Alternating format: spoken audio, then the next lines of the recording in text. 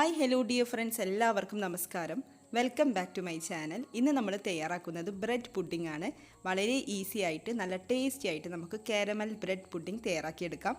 അപ്പോൾ വീഡിയോ കാണുക. ഇഷ്ടപ്പെടുകയാണെങ്കിൽ ഒന്ന് ലൈക്ക് ചെയ്യാനും മറ്റുള്ളവർക്ക് ഷെയർ ചെയ്ത് കൊടുക്കാനും മറക്കരുത്. നമുക്ക് നോക്കാം എങ്ങനെയാണ് കാരമൽ ബ്രെഡ് പുഡിംഗ് തയ്യാറാക്കുന്നത്. പുഡിംഗ് തയ്യാറാക്കാൻ വേണ്ടിയിട്ട് ഞാനിവിടെ 7 സ്ലൈസ് ബ്രെഡാണ് കേട്ടോ എടുത്തിട്ടുള്ളത്. അപ്പോൾ കാണാമല്ലോ, ചെറിയ ബ്രെഡാണ്. വലുതൊക്കെ ആണെങ്കിൽ 5 സ്ലൈസ് ബ്രെഡ് എടുത്താൽ മതിയാവും. അപ്പോൾ ബ്രെഡിൻ്റെ സൈഡ് പാർട്ട് ഉണ്ടല്ലോ, ബ്രൗൺ കളർ പാർട്ട്, അതൊക്കെ കളഞ്ഞിട്ട് അതൊക്കെ കട്ട് ചെയ്തിട്ട് വേണം എടുക്കാൻ വേണ്ടിയിട്ട്. ഇനി നമുക്കിതൊരു മിക്സിയുടെ ജാറിലേക്ക് ഇട്ടുകൊണ്ട് ഒന്ന് നന്നായിട്ട് പൊടിച്ചെടുക്കാം. ബ്രെഡ് ഇവിടെ നന്നായിട്ട് പൊടിച്ചെടുത്തിട്ടുണ്ട്. നമുക്കിത് അങ്ങോട്ടേക്ക് മാറ്റി വെക്കാം. പിന്നെ വേറൊരു ബൗൾ എടുക്കാം. അതിലേക്ക് നെയ്യ് ചേർത്ത് കൊടുക്കാം. 1 ടേബിൾ സ്പൂൺ നെയ്യ് ഒഴിച്ചിട്ടുണ്ട്. നെയ്യ് ഇല്ലെങ്കിൽ ബട്ടർ ചേർത്താലും മതിയാവും. മെൽറ്റഡ് ബട്ടർ ചേർത്ത് കൊടുക്കാം. പിന്നെ ഒരു മുട്ട പൊട്ടിച്ചൊഴിക്കുന്നുണ്ട്. പിന്നെ ഇതിലേക്ക് വാനില എസൻസ് ചേർത്ത് കൊടുക്കുന്നുണ്ട്. 1 ടീസ്പൂൺ ചേർത്ത് കൊടുക്കാം. വാനില എസൻസിന് പകരം ഏലക്കായ പൊടിയാണെങ്കിൽ ഏലക്കായ പൊടി ചേർത്ത് കൊടുക്കാം. പിന്നെ മധുരത്തിന് വേണ്ടിയിട്ട് ആവശ്യത്തിനനുസരിച്ചിട്ടുള്ള പഞ്ചസാര ചേർത്ത് കൊടുക്കാം. 3-4 ടേബിൾ സ്പൂൺ പഞ്ചസാര ചേർത്ത് കൊടുക്കാം. പിന്നെ ഇതിലേക്ക് ഒരു നുള്ളു ഉപ്പ് കൂടെ ചേർത്തിട്ട് ഒരു സ്പൂൺ വെച്ചിട്ടൊന്ന് നന്നായിട്ട് ബീറ്റ് ചെയ്തെടുക്കാം.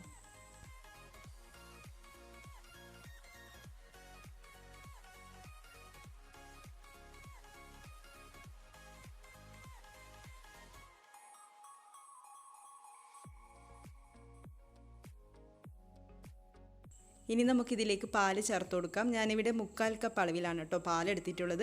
അപ്പോൾ മുഴുവനും ഒരുമിച്ച് ചേർക്കാതെ 2 തവണയായിട്ടാണ് ചേർത്ത് കൊടുക്കുന്നത്. നന്നായിട്ടൊന്ന് മിക്സ് ചെയ്തെടുക്കാം. ഇതിൻ്റെ ഇടയിൽ നമ്മൾ പൊടിച്ച് വെച്ചിരിക്കുന്ന ബ്രെഡ് ചേർത്ത് കൊടുക്കാം. ബ്രെഡും ഇതുപോലെ കുറച്ചായിട്ട് ചേർത്ത് കൊടുത്തിട്ട് മിക്സ് ചെയ്തെടുത്താൽ മതിയാവും. അതിൻ്റെ ഇടയിൽ വീണ്ടും പാലൊഴിച്ചിട്ട് മിക്സ് ചെയ്ത് കൊടുക്കാം.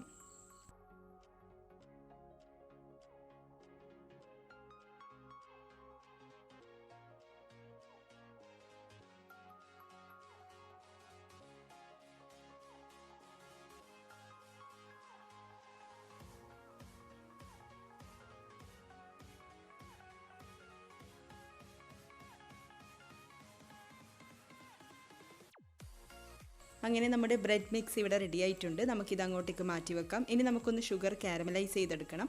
അതിന് വേണ്ടിയിട്ട് ഒരു പാനിലേക്ക് 5 ടേബിൾ സ്പൂൺ പഞ്ചസാര ചേർത്ത് കൊടുക്കാം. പഞ്ചസാരയിലേക്ക് ഇനി 2 ടേബിൾ സ്പൂൺ വെള്ളം ചേർത്ത് കൊടുക്കാം. വെള്ളം ചേർത്തിട്ട് നന്നായിട്ട് ഇളക്കി യോജിപ്പിക്കേണ്ട ആവശ്യമൊന്നുമില്ല. നമുക്കൊരു മീഡിയം ഫ്ലെയിമിൽ ഇങ്ങനെ അങ്ങ് വെക്കാം. ഇതൊന്ന് നന്നായിട്ട് തിളച്ച് വരട്ടെ.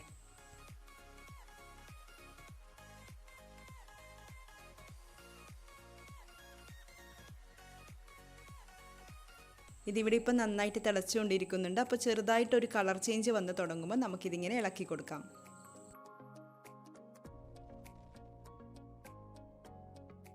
ഇപ്പോൾ നല്ലൊരു ഗോൾഡൻ ബ്രൗൺ കളറായി വന്നിട്ടുണ്ട്. അപ്പോൾ ഇതിലും കൂടുതൽ ഡാർക്ക് കളറായി വന്നാൽ നല്ല കയ്പ്പ് രുചി വന്നു പോകും. അപ്പോൾ അതൊന്ന് പ്രത്യേകം ശ്രദ്ധിക്കണം. അപ്പോൾ ലോ ഫ്ലെയിമിലാണുള്ളത്. നന്നായിട്ട് ഇങ്ങനെ ഇളക്കി യോജിപ്പിക്കാം. വൈറ്റ് കളർ പാനൊക്കെ ആണെങ്കിൽ നമുക്ക് ആ കളർ ചേഞ്ച് പെട്ടെന്ന് മനസ്സിലാവും. അപ്പോൾ ഈ ഒരു പാകത്തിൽ ഞാൻ ഫ്ലെയിം ഓഫ് ചെയ്ത് കൊടുക്കാൻ പോവുകയാണ്. ഫ്ലെയിം ഓഫ് ചെയ്ത് കൊടുത്തിടൻ തന്നെ നമുക്ക് ഏതിലാണോ പുഡിംഗ് സെറ്റ് ചെയ്യുന്നത്, പുഡിംഗ് ട്രേയിലോ ഇല്ലെങ്കിൽ ഇതുപോലെ കേക്ക് ടിന്നിലോ ഏതിലാണോ അതിലേക്ക് ചൂടോടുകൂടെ തന്നെ ഇത് ഒഴിച്ചു കൊടുക്കണം.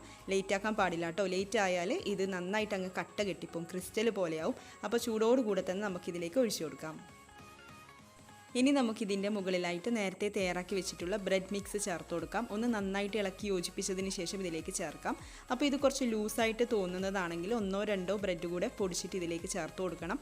ലൂസായിട്ട് ഇരിക്കരുത്. ആ ഒരു ബാറ്ററിൻ്റെ കൺസിസ്റ്റൻസി ഇതുപോലെ കുറച്ച് തിക്കായിട്ടിരിക്കണം. അപ്പോൾ നമുക്കിത് അങ്ങോട്ടേക്ക് ഒഴിച്ചു കൊടുക്കാം. ഇതിവിടെ ഒരു അലൂമിനിയം ഫോയിൽ വെച്ചിട്ട് ഞാൻ നന്നായിട്ട് കവർ ചെയ്തെടുത്തിട്ടുണ്ട്. അപ്പോൾ അലൂമിനിയം ഫോയിലിന് പകരം വേണമെങ്കിൽ ബട്ടർ പേപ്പറും യൂസ് ചെയ്യാം. ആവിയിൽ വേവിച്ചെടുക്കുന്ന സമയത്ത് ഇതിൻ്റെ അകത്തേക്കായിട്ട് കൂടുതൽ വെള്ളം കയറാതിരിക്കാൻ വേണ്ടിയിട്ടാണ് കേട്ടോ ഇങ്ങനെ ചെയ്യുന്നത്. പിന്നെ ഇതിൻ്റെ മുകളിലായിട്ട് നമുക്കൊരു ടൂത്ത് പിക്ക് വെച്ചിട്ടോ കത്തി വെച്ചിട്ട് ഇതുപോലെ ചെറിയ ചെറിയ ഹോൾസ് ഉണ്ടാക്കിയെടുക്കാം. ഇത് നന്നായിട്ട് വേഗം തന്നെ വെന്ത് കിട്ടാൻ വേണ്ടിയിട്ടാണ് ഇങ്ങനെ ചെയ്യുന്നത്. ഇനി നമുക്ക് പുഡിംഗ് തയ്യാറാക്കി തുടങ്ങാം. അപ്പോൾ അതിന് വേണ്ടിയിട്ട് ഒരു വലിയ പാത്രം എടുത്തിട്ടുണ്ട്. അതിലേക്ക് കുറച്ച് വെള്ളം ചേർത്ത് കൊടുക്കാം. പിന്നെ ഒരു റിങ് വെച്ചിട്ടുണ്ട്. അതിൻ്റെ മുകളിൽ ഫോയിൽ പേപ്പർ വെച്ചിട്ട് കവർ ചെയ്തിട്ടുള്ള കേക്ക് ടീന് വെച്ച് കൊടുക്കാം. എന്നിട്ട് നമുക്ക് അടച്ചു വെക്കാം. മീഡിയം ഫ്ലെയിമിൽ ഒരു 45 മിനിറ്റൊക്കെ അടച്ചു വെച്ചാൽ മതിയാവും. പിന്നെ ഇടയ്ക്കൊന്ന് ചെക്ക് ചെയ്ത് നോക്കണം. വെള്ളം വറ്റി വരുന്നതാണെങ്കിൽ ഇതിലേക്ക് വീണ്ടും വെള്ളം ചേർത്ത് കൊടുക്കണം. അപ്പോൾ തണുത്ത വെള്ളം ഒഴിക്കാൻ പാടില്ല, ചൂടുവെള്ളം തന്നെ ചേർത്ത് കൊടുക്കണം. അപ്പോൾ നമുക്കൊരു 45 മിനിറ്റ് മീഡിയം ഫ്ലെയിമിൽ അടച്ചു വെക്കാം. ഇതിവിടെ 45 മിനിറ്റിന് ശേഷം എടുത്തു വെച്ചതാണ്. ചൂടാറി വന്നിട്ടുണ്ട്. നമുക്കിതൊന്ന് തുറന്നു നോക്കാം. അങ്ങനെ നമ്മുടെ ബ്രെഡ് പുഡിംഗ് ഇവിടെ റെഡി ആയിട്ടുണ്ട്. അപ്പോൾ നമുക്കൊരു കത്തി വെച്ചിട്ടോ ടൂത്ത് പിക്ക് വെച്ചിട്ടോ ഒന്ന് ചെക്ക് ചെയ്ത് നോക്കാം. ഇതുപോലെ ക്ലിയർ ആയിട്ട് വരുന്നതാണെങ്കിൽ കറക്റ്റായിട്ട് വെന്ത് വന്നു എന്നാണ്. അപ്പോൾ നമുക്കിനി ഇത് ഫ്രിഡ്ജിലേക്ക് വെക്കാം. ഫ്രിഡ്ജിൽ വെക്കുമ്പോൾ ഒരു 2-3 മണിക്കൂർ വെച്ചാൽ മതിയാവും.